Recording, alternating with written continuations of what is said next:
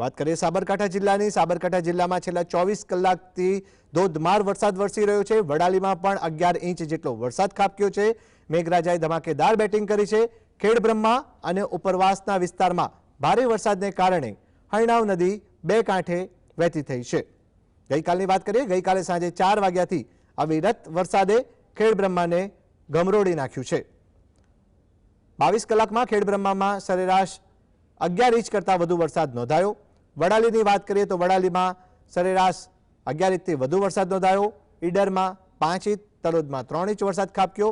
જિલ્લાના તમામ તાલુકાઓમાં રાત્રે પણ ધોધમાર વરસાદ વરસ્યો, જેને લઈને નીચાણવાળા વિસ્તારોમાં પાણી ભરાયા હતા। શરૂઆતમાંથી જ વરસાદે ખેડબ્રહ્મા વિસ્તારમાં પૂરની સ્થિતિ સર્જી છે। હરણાવ નદીમાં ભરપૂર પાણીના પ્રવાહને કારણે આસપાસના વિસ્તારોમાં સાવચેતીના પગલાં લેવાયા છે।